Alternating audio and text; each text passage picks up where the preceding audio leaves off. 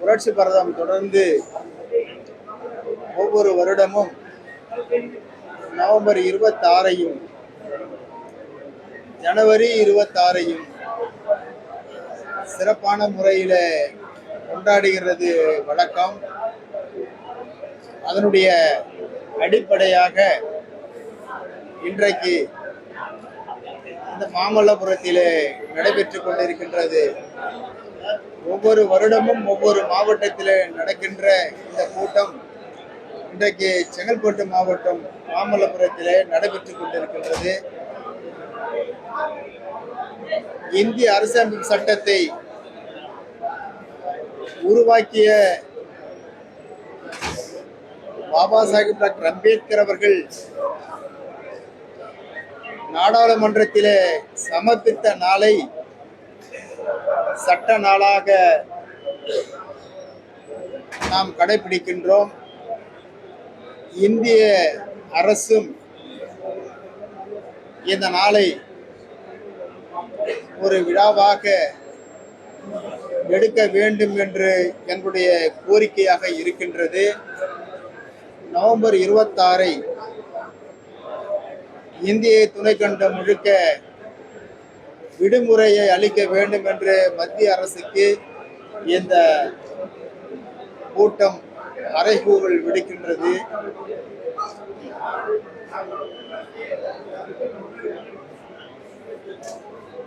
எத்தனையோ இதிகாசங்கள்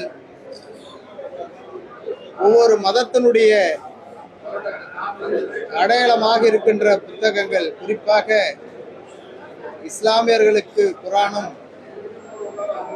கிறிஸ்தவர்களுக்கு பைபிளும் இந்துக்களுக்கு கீதையாக இருக்கின்ற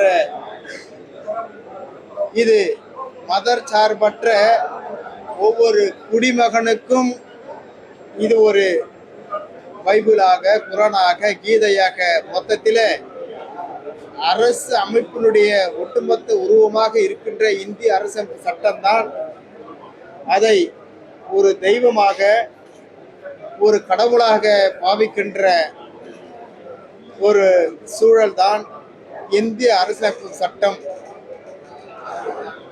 அந்த சட்ட நாளை இன்றைக்கு புரட்சி பாரதம் தொடர்ந்து கடைபிடித்து வருவது எங்களுக்கு மற்றற்ற மகிழ்ச்சி அளிக்கின்றது. இந்த இயக்கத்திலே வருகின்ற ஒவ்வொரு தொண்டனும் எங்களுக்கு பிறகும் இந்த நிகழ்வை தொடர்ந்து கடைபிடிப்பார்கள். ஒரு நிகழ்வாக, கூட்டமாக இதை நடத்துவார்கள். இந்த மக்களுக்கு அடையாளப்படுத்துவார்கள், இந்த சமூகத்திற்கு தெரியப்படுத்துவார்கள் என்று எங்களுடைய நோக்கமாக இருக்கின்றது. பொது வாழ்க்கையில் இருக்கிறவர்கள் ஆளும் கட்சியாக இருந்தாலும் சரி, எதிர்கட்சியாக இருந்தாலும் சரி, ஒரு விமர்சனம் என்பது ஏற்கக்கூடியது. அதிலும்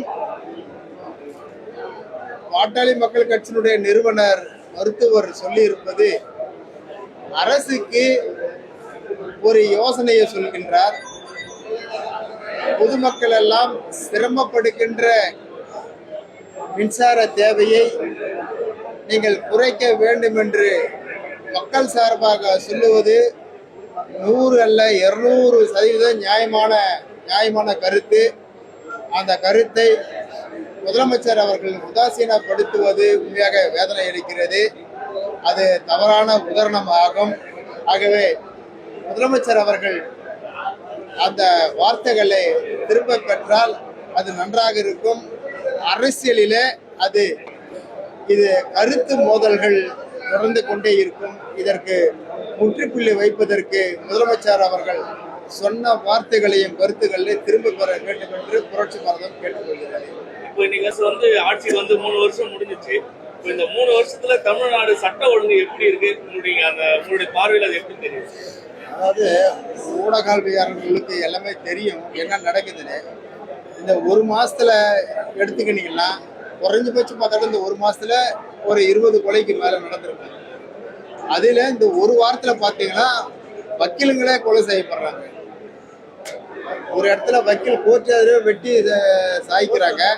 ஒரு இடத்துல வந்து வக்கீல அப்படியே கொளுத்துறாங்க, ஒரு இடத்துல வக்கீல துண்டா வெட்டி சாகடிச்சுறாங்க. இந்த மாதிரி தொடர்ந்து வழக்கறிஞர்கள் கொல்லப்படுவதும், அதுல பொதுவானவர்கள் அரசியல்வாதிகள் கொல்லப்படுவதும் எந்த ஆட்சியில தொடர்கதையாக இருக்கின்றது.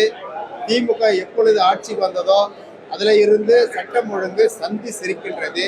இது நாட்டுக்கு தெரியும், நாட்டு மக்களுக்கு தெரியும், உங்களுடைய ஊடகவியலருக்கும் தெரியும்.